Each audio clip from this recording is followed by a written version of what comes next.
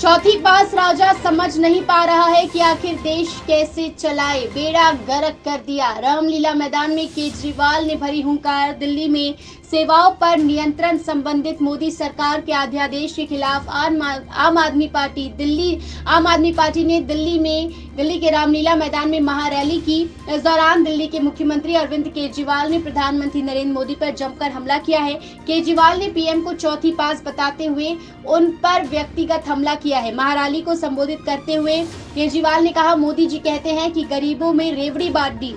अरे मैं तो गरीबों के हाथ में अगर 4 रेवड़ी रख दी तो क्या हो गया? आपने तो पूरा का पूरा रेवड़ा अपने दोस्त के हाथ में रख दिया। केजरीवाल ने कहा कि चौथी पास राजा को समझ नहीं आ रहा है कि आखिर देश कैसे चलाए। सुनिए। चौथी पास राजा, किस किस ने सुनी है ये कहानी? इस कहानी का महात्म्य है कि इस कहानी को जितनी बार सुनोगे, जितनी बार सुनाओगे, उतनी भगवान की कृपा आपके परिवार के ऊपर बरसेगी। इस कहानी का जितना प्रचार प्रसार करोगे, उतना देश की तरक्की होगी, उतना समाज की तरक्की होगी। तो जिन लोगों ने कहानी सुनी है वो भी बड़े ध्यान से दोबारा सुनना, अच्छे से सुनना और इसका खूब प्रचार प्रसार करना।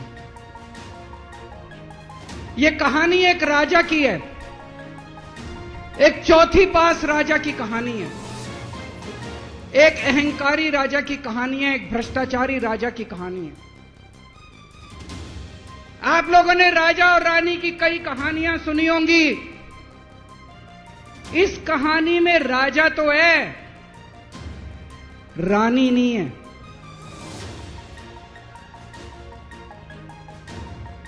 तो एक महान देश था, कई हजार साल पुराना देश। उस देश के एक गांव में एक बच्चा पैदा हुआ, बहुत गरीब घर में एक बच्चा पैदा हुआ। तो जैसे गांव के अंदर बच्चा पैदा होने पे ज्योतिषी आते हैं, ज्योतिषी आके बच्चे का भविष्य बताते हैं, ऐसे गांव का ज्योतिषी आया। उसने बच्चे की कुंडली देखी और बच्चे की मां को बोला कि माई, तेरा बेटा बड़ा होके बहुत बड़ा सम्राट बनेगा। माई को समझ नहीं आया, मैं इतनी गरीब, मेरा परिवार इतना गरीब, मेरा बेटा सम्राट कैसे बनेगा। खैर, बच्चा धीरे धीरे बड़ा होने लगा। गांव के सरकारी स्कूल में उसका एडमिशन करा दिया। उसका पढ़ने लिखने में मन नहीं लगता था। पढ़ते पढ़ते, क्लास करते करते चौथी में आके उसने नाम कटवा लिया। उसका पढ़ाई लिखाई में मन नहीं लगता। बगल में, गांव के बगल में एक रेलवे स्टेशन था। घर में बहुत गरीबी थी। वो बच्चा वहां स्टेशन पे जाके चाय बेचने लगा।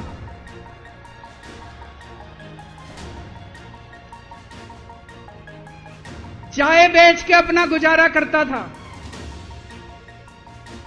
वो भाषण बहुत अच्छा देता था, बचपन से ही बड़ा अच्छा भाषण देता था। गांव के लड़कों को इकट्ठा कर लेता और भाषण देना चालू करता।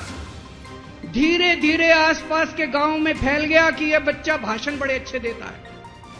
आसपास के लड़के भी इकट्ठे हो गए और जो मर्जी टॉपिक हो भाषण देना चालू कर देता और रुकता ही नहीं था, घंटों घंटों तक भाषण देता रहा। बच्चा बड़ा हुआ। ज्योतिषी ने कहा था, बड़ा होके बच्चा उस महान देश का सम्राट बन गया।